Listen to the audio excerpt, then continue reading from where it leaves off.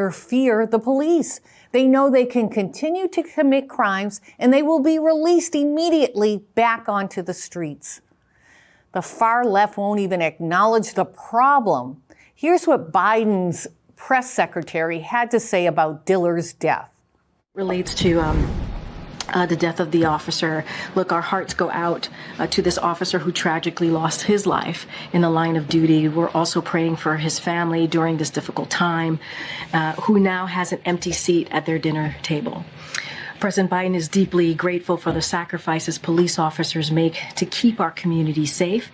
This shooting is yet another painful reminder of the toll of gun violence, that what it's doing to inflict on families in our communities in our nation. And that's why the president signed more than 24 executive actions. That's why we're able to pass a bipartisan agreement to deal with the gun violence that we're seeing in this country. Obviously, more work needs to be done. We need Congress to continue to act on making sure that our communities are safe. Again, our hearts go out to this officer and his family. It's a difficult time for them. Take a seat, Karine. It's not the gun's fault. Never mind the fact that New York has some of the strictest gun laws in the country. Karine Jean-Pierre actually believes that criminals like Guy Rivera would follow stricter gun laws if the laws were changed. She couldn't even say the officer's name. It's Jonathan Diller. The only way to prevent more police deaths and to put criminals in check is new leadership. New York, get out and vote. And frankly, every blue state must go back to electing leaders who care more about decent citizens than they do the criminals. Former President Donald Trump is one of those leaders. Trump announced he will attend Diller's wake. This comes after he reportedly spoke to Diller's widow. Trump also posted about Diller on Truth Social, writing, quote, "Our heartfelt prayers go out to the family of highly decorated New York Police Department officer Jonathan Diller, whose life was taken by a murderous career criminal yesterday during a traffic stop in Queens. The thug in question has 21 prior arrests and just recently got out of prison. He never should have been let back out on the streets." But our current president of the United States can't be bothered to attend Jonathan Diller's funeral, can't even call the wife, can't even say his name. No. Instead, Biden will be at a New York fundraiser with other elites, Clinton, Obama. His campaign is much more important than this man's life. He is an absolute disgrace. Turning now to migrant crime, charges have come for 9 of the migrants who stormed the border a few days ago. You likely remember the shocking video. According to the New York Post, the feds released many of the illegal aliens after processing them. Thankfully, God bless Texas, Texas isn't allowing this lawlessness to stand. The state charged the migrants with inciting a riot and assaulting of National Guardsmen. Some of the illegals were even carrying, get this, knives and shanks. Other states must follow Texas's lead. If the Biden administration won't enforce the law and protect our country, then the states must do what they can to protect our borders. Joining me now with reaction is Arizona Congressman Andy Biggs. He is one of the toughest members of Congress when it comes to the border. I love how he always stands up for the American people, and he joins us now. Welcome. Thanks, Maria. Good to be with you. Now, if Texas can charge these illegal aliens like the ones who rushed the border, why can't we do that in other states? What's happening in Arizona? You're at the brunt of a lot of these illegals. Well, what you have is you have a governor and a citizenry and leadership in Texas that says no more. We're not going to take this abuse because the federal government has abdicated its responsibility, vacated the field, if you will. In Arizona, we have a different situation. We have a blue governor, deeply leftist, Marxist, and we have a narrow majority in the state Senate and state House. And what our governor did is when she came in, she immediately disbanded the Border Security Task Force, which had been put in place by the previous governor, Doug Ducey. And she also took down barriers, those container cars at the border. That's the difference between a leader who wants to protect their citizenry and one who's basically is so woke, so crazy left that she says, you know what? She does that. She helps open our border. And then she has the audacity to say, well, you know, someone should pay for this. The federal government should pay for this. So that's what the distinction. It's leadership and political will. Yes, even my state of New Hampshire, far away from that border, we do have illegals coming in on the northern border, but we're up by about 800%. But our attorney general, our governor, says we stand with Texas. Yeah. Now, the Daily Caller is reporting that the Biden administration is thinking of granting essential amnesty to illegals who have been in the country for more than 10 years. Can the House do anything to stop this? Of course we can, but will we? We have. There's no political will there. I mean, the political will should have happened last week, right, when they passed that monstrous spending bill. We should have said we'll fund the basic necessities like CBP, like ICE, like TSA, like the air traffic controllers, like the veteran services and the armed forces. But that's it. And you're not getting a dime for your Green New Deal crud until you bring the border under control. And they refuse to do it. My own colleagues and our speaker, he went with the Democrats, who almost every Democrat voted for it, and a minority of Republicans voted for it. That's the new coalition, and that's the problem that we have. But Congress could do something, and it would be called leveraging the purse strings, which is exactly the check the founders put in the U.S. Constitution. I am so scared, Representative Biggs. I don't know what's happening to my country. I can't trust Congress, Senate, the White House. And I am a Republican. I'm a conservative. And I see every week somebody resigning. We're not going to have a majority that's in no time. What is going on? Do you have any insight for us? Well, I've actually talked to a few to see why they left. I mean, I don't know why McCarthy left. None of them have given me a reason why they left. But I just figure that you signed up for a 2-year term. That's the constitutional term. There isn't anybody who runs for the U.S. Congress that doesn't know that it's at least a 2-year term. And look, if you instead of resigning and giving it over potentially to the Democrats, maybe you stay in Congress and maybe you say, okay, I'll be there for the important votes, but I'm going to I'm getting out of this rat race or whatever. Don't leave us. It's more important, quite frankly, that you show up for a vote now and then if you're leaving than to resign and put us in peril of giving this over to Hakeem Jeffries and the radical left in the House. Because if that were to happen, Katie barred the door. They want to basically prevent Trump from being able to be on the ballot for the election, and if he's on it, they want to prevent him from taking a seat.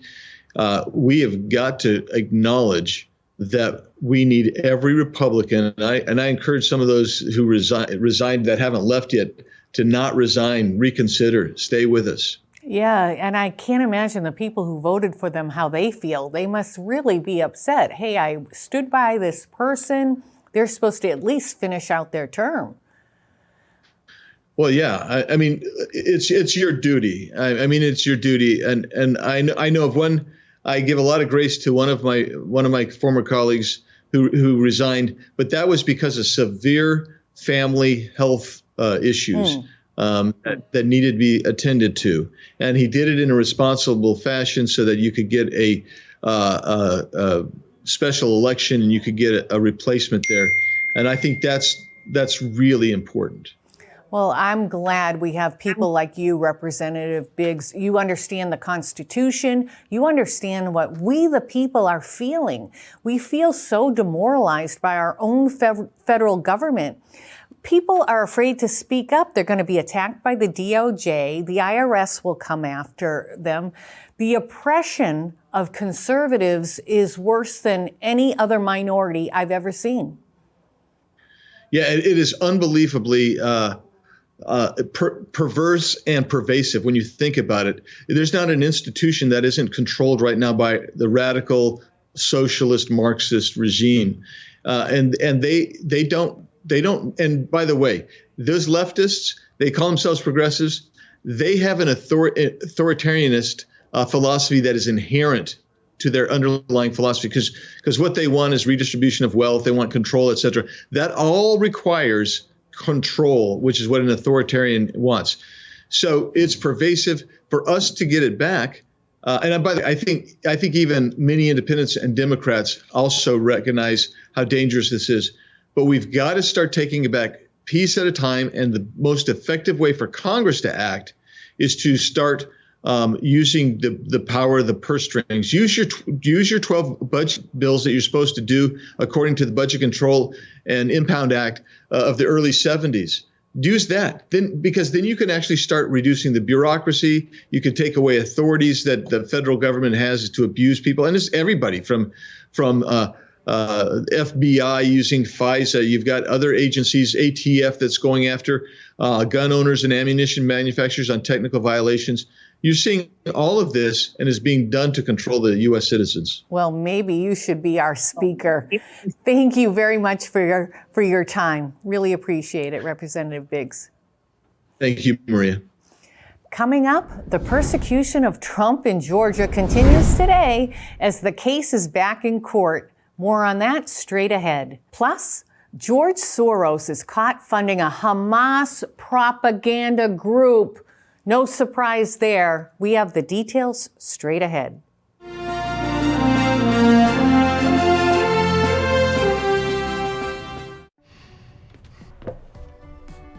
Looks like you've been sleeping well. Megan, he's back. The My Pillow guy. And you're looking good. Still feeling good. Well, just when you thought it couldn't get any better, we've got the best pillow ever, My Pillow 2.0. When I invented My Pillow, it had everything you'd ever want in a pillow. Well, now there's new technology that makes it even better. My Pillow 2.0 has my patented fill combined with a cooling fabric with temperature regulating thread. My Pillow 2.0 is truly the next generation of My Pillow.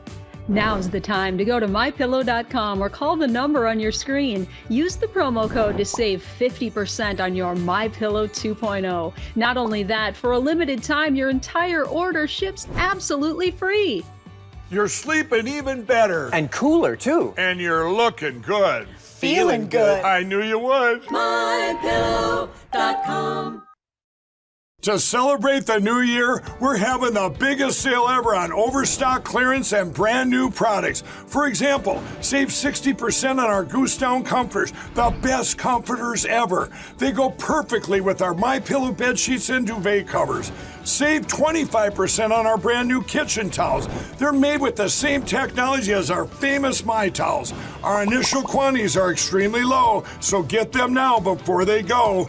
Our seasonal flannel sheets are finally in. You save up to 50% and they sell out fast every year, so order now. They're truly the best flannel sheets you'll ever sleep on. Or save up to 80% on all our clearance items. And this is where it gets even better. For a limited time, your entire order ships absolutely free. So go to mypillow.com or call the number on your screen.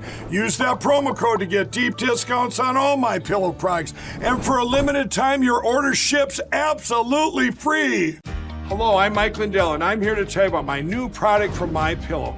Towels that actually work. Watch this absorbency test. Here's another towel that we randomly went out and bought. Here's one of my towels with the nice design. I don't know if you can see this, but you could line a swimming pool with this.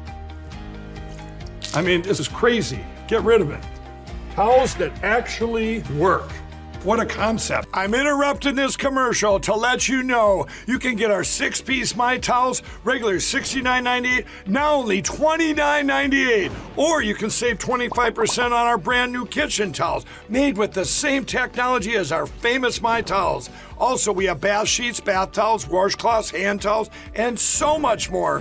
And the best part, with your promo code, your entire order ships absolutely free. So go to mypillow.com or call the number on your screen. Use that promo code to get deep discounts on all My Towels. And for a limited time, your order ships absolutely free.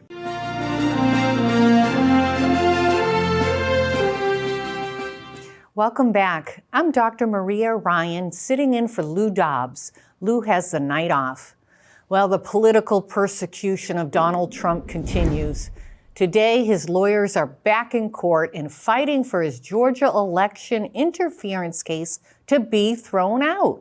Their reason for dismissal? Clearly, the First Amendment. We will see if the right to free speech still holds true in this country. This marks the first hearing in the case since Judge Scott McAfee ruled corrupt District Attorney Fani Willis was allowed to remain on the case. Despite her clear lies about her relationship with lead prosecutor Nathan Wade and allegedly taking campaign funds, he had to resign after the judge's ultimatum with whether Willis stays or Wade goes. But none of this has stopped Fani from her witch hunt against the former president. In fact, she seems more determined than ever. Now she's out for revenge, and she has no shame. Here she is bragging about what a role model she is, even drawing connections to Jesus Christ himself. I don't feel like my reputation needs to be reclaimed. Let's say it for the record. I'm not embarrassed by anything I've done. I guess my greatest crime is I had a relationship with a man, but that's not something that I find embarrassing in any way. And I know that I have not done anything that's illegal. And so I don't feel like my reputation needs to be reclaimed. And when I tell you the outpouring of women, and I'll tell you this, especially African American women who will just say, we are so proud, you are such a good representative of us. But I would be lying to say it's only African American women. I have had Caucasian women, Asian women, Indian women. I told Jeff one day, I didn't think I was the face of the feminist movement, but somehow I became it. And I think that women feel like women are treated differently when they're professionals, and they're proud to see someone that is strong and trying to do the right job, certainly flawed, like every human being is flawed. My father has a saying, only one perfect man walked the face of the earth, and they crucified him. I am not a perfect human being, but what I am is a hardworking human being and a human being that loves the community I serve and who understands this seat does not belong to me. It belongs to the people, and as long as I'm here, I'm going to try to do the job in a way that's honorable. Well, Fani Willis is anything but honorable. She would reimburse Wade without any receipts. She is anything but a role model, and I doubt her story. She is a liar. She's been caught lying. And unfortunately, she didn't have to face any repercussions. That's just the hypocrisy of the left. After all that, she went on to make a threat. The train is coming, she says. I don't feel like we've been slowed down at all. I do think that there are efforts to slow down this train, but the train is coming. In a letter to the House Judiciary Chairman Jim Jordan on Monday, Willis wrote, quote, "Nothing that you do will derail the efforts of my staff and I to bring the election interference prosecution to a trial so that a jury of Fulton County citizens can determine the guilt or innocence of the defendants." So, is this Trump's last chance to have this case dismissed? Joining me now to react is William Wolf. Thank you for joining us today. Thank you for having me. Do you think Trump will be successful in dismissing this case on First Amendment grounds? Well, I don't know how successful he will or won't be, given the corruption that's, I think, endemic to the system there in Fulton County. And obviously, I think the presiding judge over the case was far too lenient on Fani Willis. He should have outright dismissed her and not given her the opportunity to choose between her and her lover, who she was paying to be the special prosecutor on the case. And so that concerns me about the judge in this case. However, I will say that I think that Trump's legal team's claims that his speech was political and protected by the First Amendment are absolutely right. If we can't speak our mind about the state of elections in this country, that essentially means that we can't think what we should be able to think about the state of elections in this country. And ultimately, Trump's questioning of the election in 2020 was his right to do so under the First Amendment. It was his right. It was a lot of people's right. There was a lot of people who came forward and said they witnessed fraud, and they were put to the side. I don't trust the courts anymore. That it's a very sad thing. The First Amendment is our First Amendment in the Constitution, but I don't know if people like Fani Willis really believes in the Constitution. And Judge McAfee actually worked for her. He donated to her campaign, and his wife did, so he should have recused himself. But what other options do you think Trump's lawyers have? Well, I think they want to continue to exhaust every possible option here with these dismissal motions and see what rulings they get back. And then, of course, the case will proceed. If it doesn't get dismissed, it will proceed after that. And that will be a lengthy process. And so we continue to hold out hope for justice. Obviously, justice in America, particularly for conservatives and Republicans, seems to be pretty lacking these days. It is exactly what you said. It's a witch hunt. It's a politically motivated trial. That clip you were playing there by Fani Willis showed me that she cares about ideology and being some sort of feminist icon. She doesn't sound at all like she's interested in justice or in truth. Yet there'll still be options for Trump to appeal this depending on how it goes. So I think his team is in it for the long haul, but I think it's going to expose quite a bit of a rotten underbelly of the politicized American judicial system as this trial continues. What do you think the timeline will be like? The state or government doesn't have the right to a speedy trial. The defendant does. But when you look at so many cases, how can he really prepare besides running for president? What do you think on this case, what the timeline will look like? Again, I'd say it's hard to tell, but I would assume that Trump's lawyers are going to push for this to be moved through as quickly as possible. Although I wouldn't be surprised that those on the opposing side, those prosecuting Donald Trump, would like to drag this out for as long as they can and potentially drop some negative ruling on him, right before the election or right after the Republican National Convention this summer to try to muddy the water for his reelection chances. And that's what this is all about, right? This is not because Trump questioned the election. It's because they are scared that Donald Trump is the popular pick amongst the average American person and has a real shot of retaking the White House in 2024. If they thought he had no chance, they wouldn't be coming after him like this. You're so right. Is there an appeal now pending to remove Judge McAfee? I thought I read that. I'm not sure about that. I do know that Marjorie Taylor Greene has filed a case against Fani Willis seeking to have her disbarred in Georgia. Those proceedings will be confidential. Marjorie Taylor Greene publicized the fact that she did make that filing, but the adjudication of that proceeding will be confidential. So we'll see how that goes. It really is a travesty that Fani Willis has been allowed to remain on the case, that the judge has been allowed to preside over the case and not recuse himself, considering that he was a campaign supporter of Fani Willis.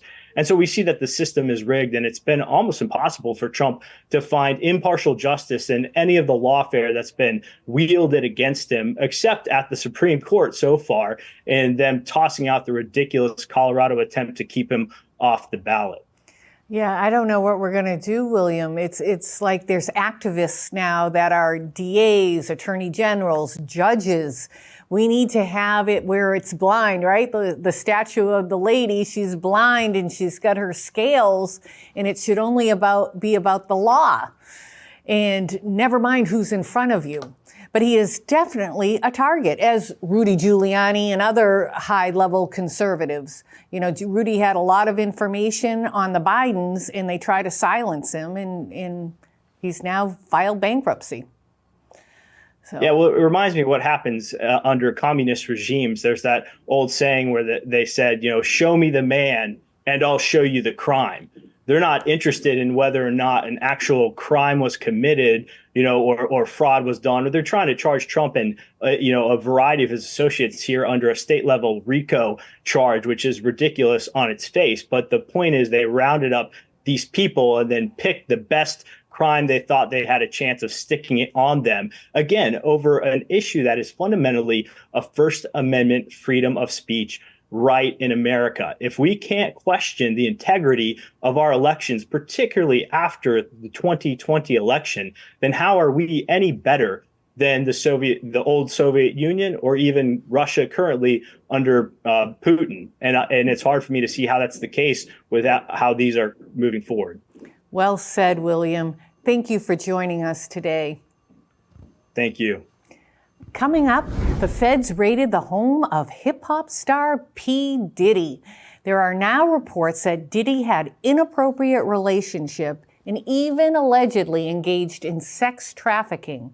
More on that straight ahead. And join Lou each and every day. That's right, 7 days a week on Lou's podcast, The Great America Show. Available at loudobbs.com or wherever you get your podcast. We'll be right back.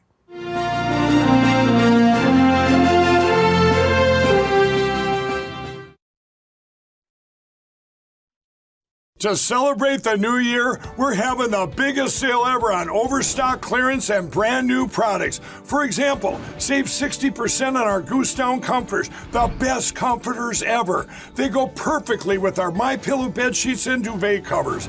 Save 25% on our brand new kitchen towels. They're made with the same technology as our famous My Towels. Our initial quantities are extremely low, so get them now before they go. Our seasonal flannel sheets are finally in. You save up to 50% and they sell out fast every year, so order now. They're truly the best flannel sheets you'll ever sleep on.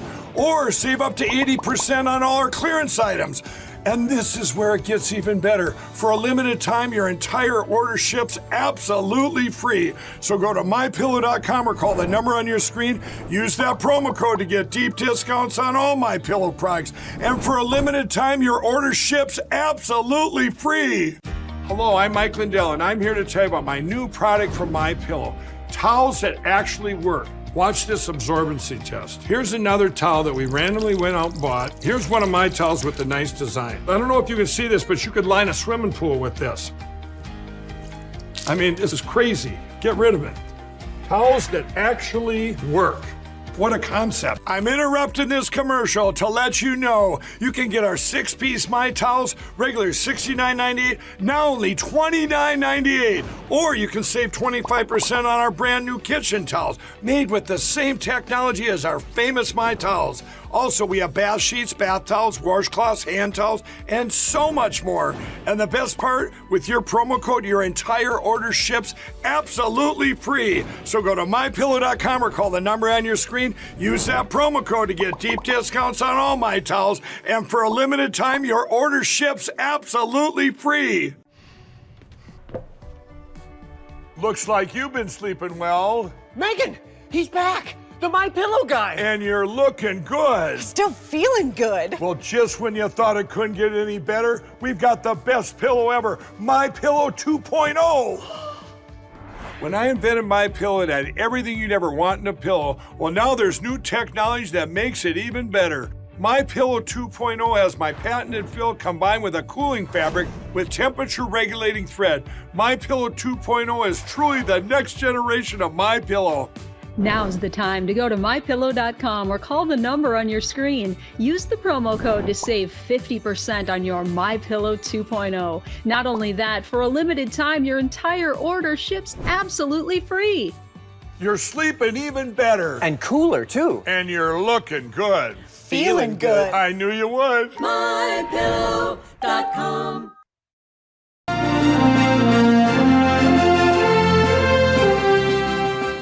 Welcome back. I'm Dr. Maria Ryan, sitting in for Lou Dobbs. Lou has the night off.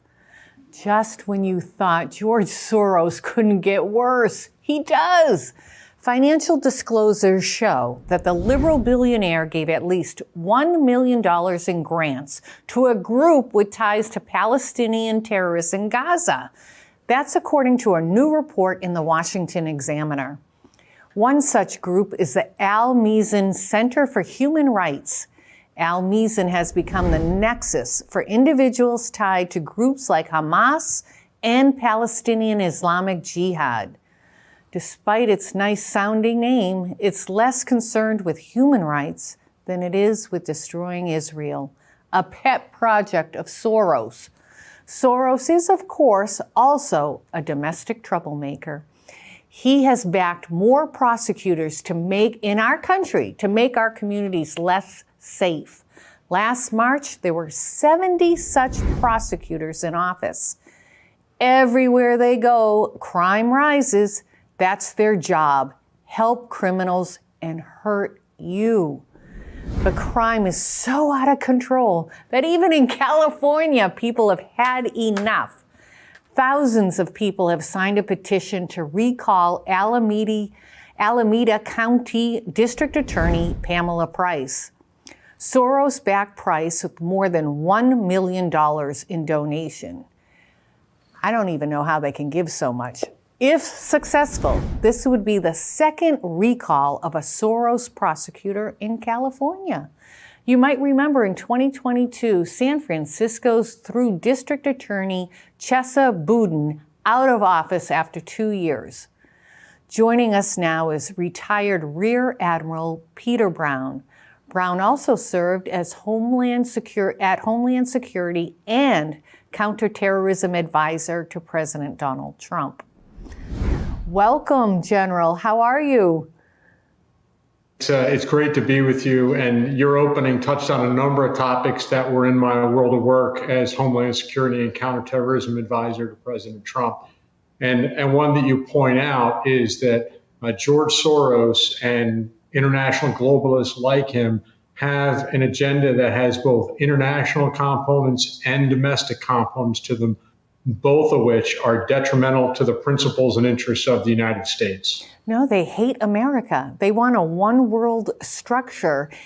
In these prosecutors, how can you let people who commit murder out with no bail? I just don't understand it. But I'm glad for California sticking up. Where is our Republican billionaire to counter Soros?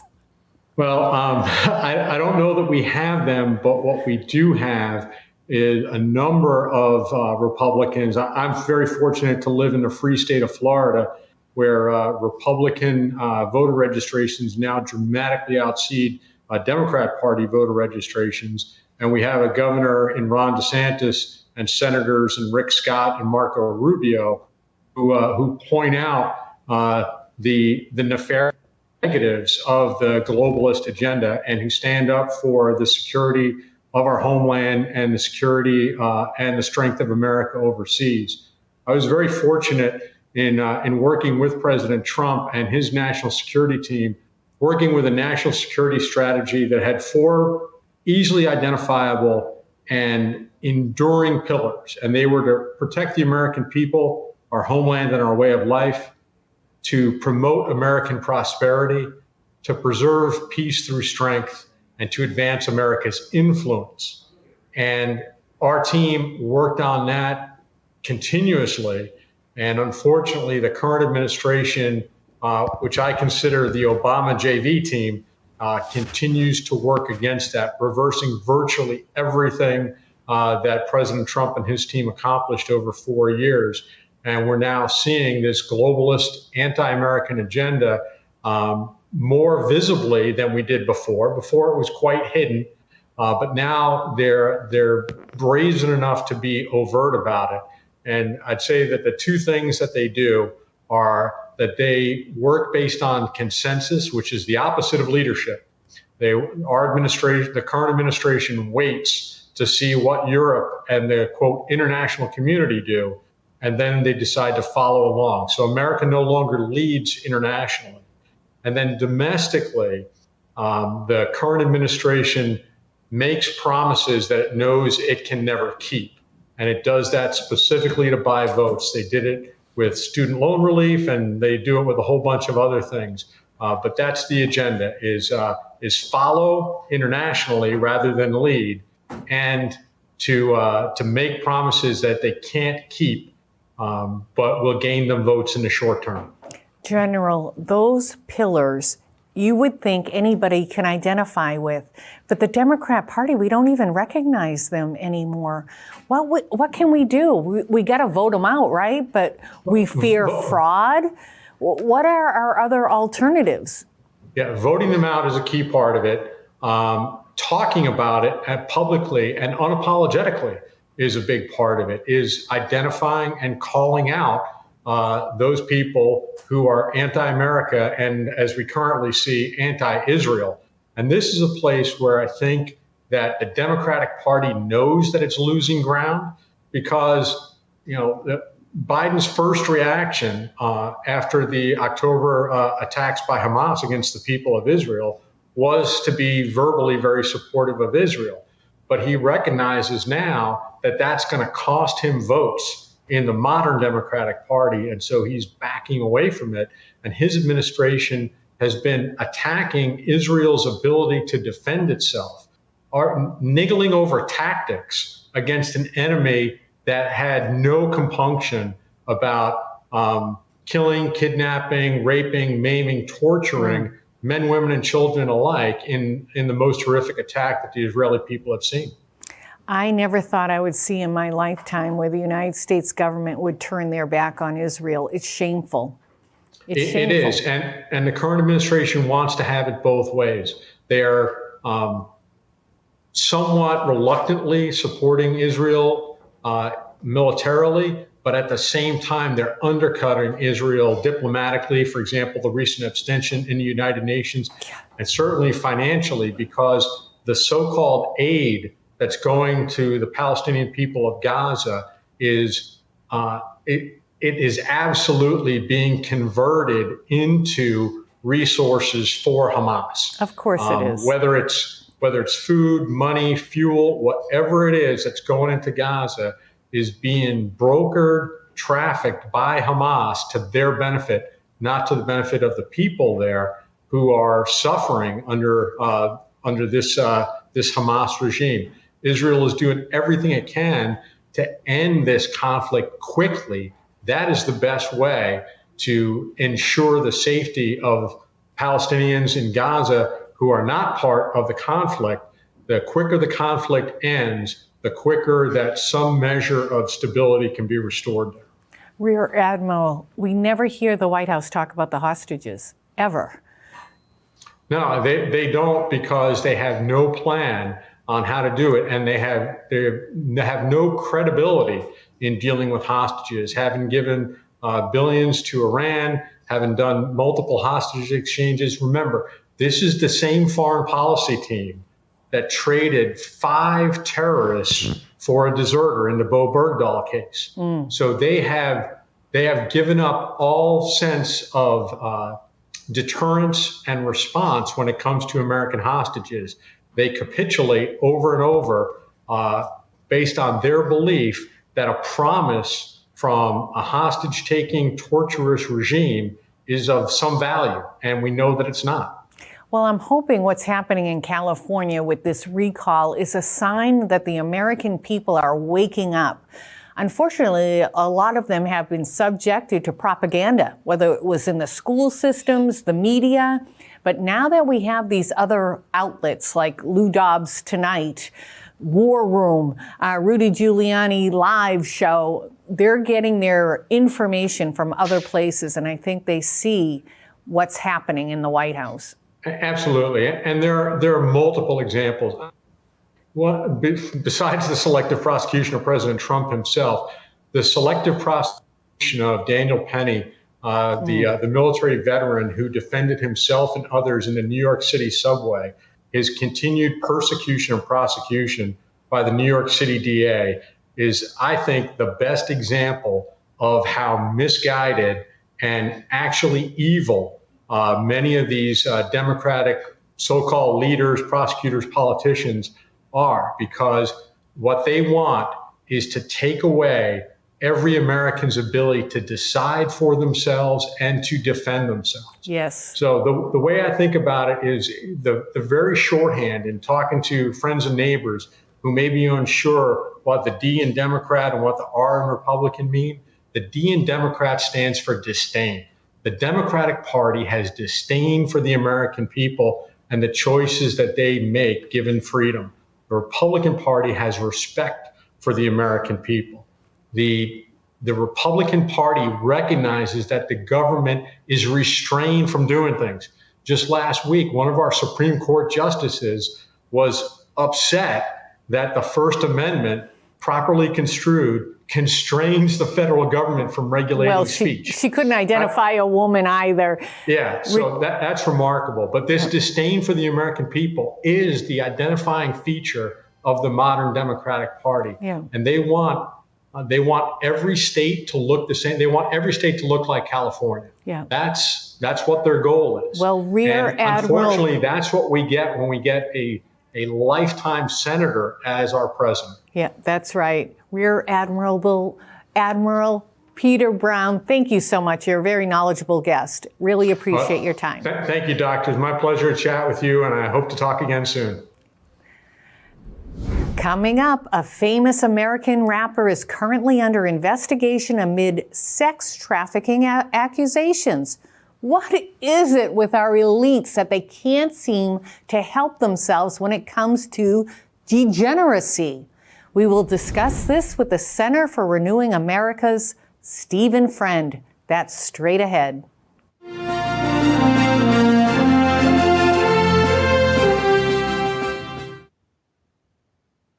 To celebrate the new year, we're having the biggest sale ever on overstock clearance and brand new products. For example, save 60% on our Goose Down comforters, the best comforters ever. They go perfectly with our MyPillow bed sheets and duvet covers.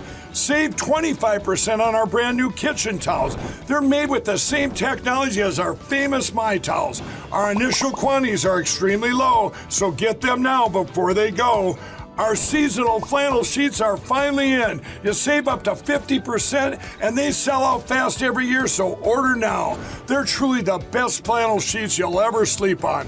Or save up to 80% on all our clearance items. And this is where it gets even better. For a limited time, your entire order ships absolutely free. So go to MyPillow.com or call the number on your screen. Use that promo code to get deep discounts on all MyPillow products. And for a limited time, your order ships absolutely free.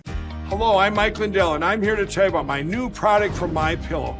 Towels that actually work. Watch this absorbency test. Here's another towel that we randomly went out and bought. Here's one of my towels with the nice design. I don't know if you can see this, but you could line a swimming pool with this. I mean, this is crazy. Get rid of it. Towels that actually work. What a concept. I'm interrupting this commercial to let you know you can get our 6-piece My Towels, regular $69.98, now only $29.98. Or you can save 25% on our brand new kitchen towels, made with the same technology as our famous My Towels. Also, we have bath sheets, bath towels, washcloths, hand towels, and so much more.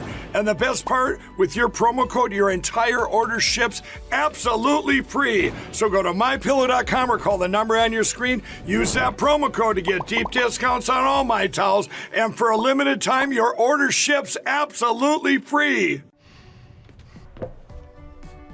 Looks like you've been sleeping well. Megan, he's back. The My Pillow guy. And you're looking good. Still feeling good. Well, just when you thought it couldn't get any better, we've got the best pillow ever, My Pillow 2.0.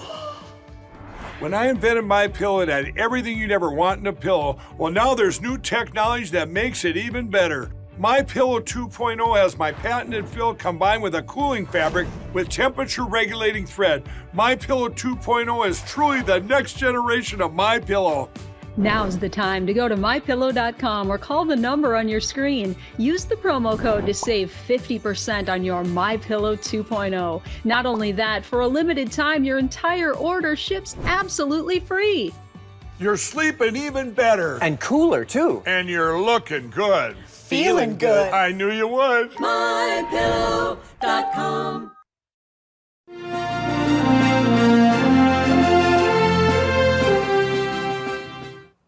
Welcome back. I'm Dr. Maria Ryan, sitting in for Lou Dobbs.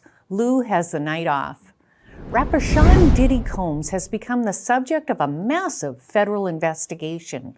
Homeland Security says they have, quote, concrete, detailed, and explicit allegations of sex trafficking. Prosecutors have interviewed at least 5 Jane and John Does in connection with that. Heavily armed teams raided the rapper's home in Los Angeles and in Miami. This seems like it could be big. Combs' troubles began last year. Ex-girlfriend Cassie Venture sued him, accusing him of years of abuse. Combs' former producer also accused him of sexually assaulting him. But it gets stranger still. Rodney's lawsuit claims Combs attracted foreign dignitaries to his infamous parties. One of them was Prince Harry, the British royal. Harry has not been accused of any wrongdoing, but it's a curious footnote in an already bizarre story. Joining us now is Steve Friend. He's a fellow on domestic intelligence and security services at the Center for Renewing America. Welcome, Steve. What do you think about these allegations? And he is innocent until proven guilty. That's the main thing to me that we have to remain focused on, and that's the way our criminal justice system is supposed to work. I have a few thoughts. First, I was alarmed by the means in which these search warrants were executed. I was a SWAT guy myself with the FBI for over 5 years and investigated human trafficking and child exploitation type of cases. But you have to understand that this is an individual who has a net worth of over $1 billion, and all of his income and wealth is wrapped up in the United States. So if he were to flee, then he'd kind of be indigent. But the very fact that they rolled in with a tactical team on a Bearcat to execute these search warrants, it smacks of the fact that our federal government, particularly Department of Homeland Security, the FBI, they're making the process the punishment, which is wholly inappropriate now that their lane. They're supposed to be system followers, system idealists. And there's nothing that was stopping them from making a phone call or even just arriving with a regular evidence response team at each of these locations. But it's more indicators of how weaponized our federal government is because they're seeking clout. They're seeking headlines. Obviously, this is an individual who's very prominent in our popular culture. And on top of that, they are taking work that's already been done by our civil courts because these complaints came through New York, who passed this one-time ollie oxen-free type of law that allowed potential victims of sexual assault to come forward, even though the statute of limitations was already over. And a lot of other prominent wealthy individuals, including the Republican nominee for president, have been caught up in that. You know, we see the Justice Department using heavy hands, but it depends who it is, right? Some people, they bring out all the SWAT team, and other people, it's just a phone call and they talk to a lawyer. It's not systematic across the board. But why do you think so many powerful people are involved in what is considered to be either sex trafficking, pedophilia? You know, Hollywood has a really bad reputation. Is it the lure of power and money? Any thoughts on that?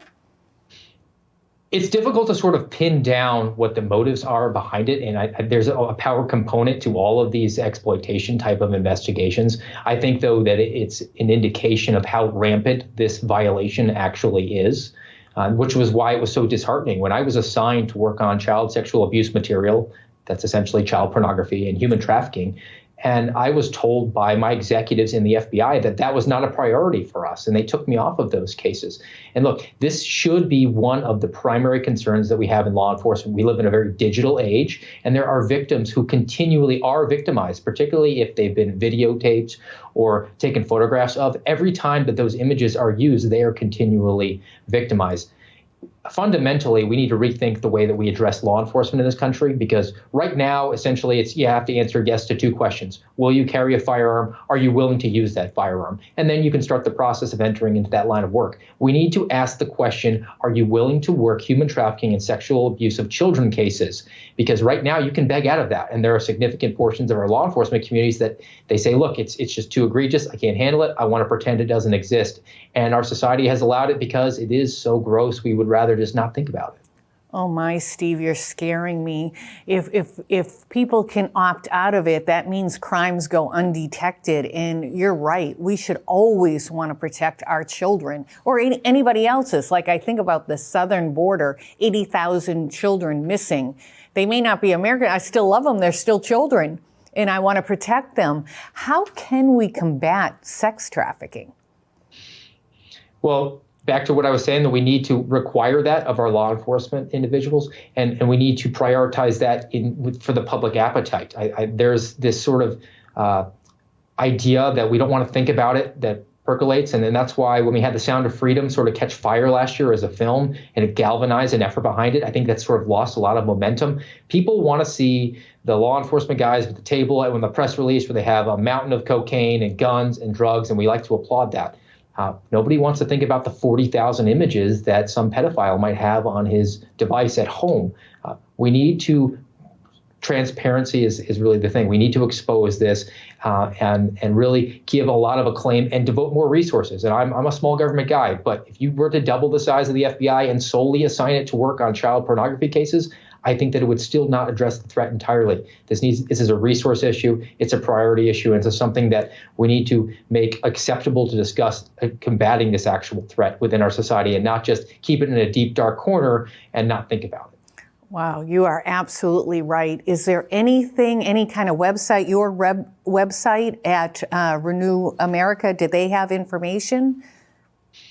Well, you can go to americarenewing.com, which is where you can find the Center for Renewing America. And I talk about a lot of different issues that we have with the FBI, and we're going to be delving into significant reforms that we're going to be pushing out, particularly for the presidential election. We'd like to see any candidate for that office or any high office altogether take those under consideration. There are significant issues within our federal law enforcement, and they need to be taken up and addressed. I love that, Steve. It's practical policies and result oriented. If you do A, B, and C, then we're going to see some results. I thank you so much for being on Lou Dobbs Tonight. Thank you very much. Have a great weekend. You too. And before we go, some sad news. Joe Lieberman, former Connecticut senator, passed away Wednesday due to complications from a fall in New York. His wife and members of his family were by his side. Joe was the first Jewish vice presidential nominee of a major party and one of the more moderate Democrats of yesteryear. Lieberman denounced partisan polarization in his 2012 farewell speech. He warned against the lack of cooperation that, quote, prevents us from restoring our fiscal solvency as a nation. Lieberman was very diplomatic and wasn't afraid to say what he believed. He was kind of like what we used to call the blue dog Democrats. They had a big fiscal component. And I knew Joe, very kind man, him and his wife. I met them in Paris. I met them in Albania, fighting for freedom for people of Iran. Join Lou each and every day. That's right, 7 days a week on Lou's podcast, The Great America Show, available at loudobbs.com or wherever you get your podcasts. Thanks for being with us. Join us tomorrow at 7 o'clock Eastern Time. The Lindell Report is next. You don't want to miss it. Good night and God bless.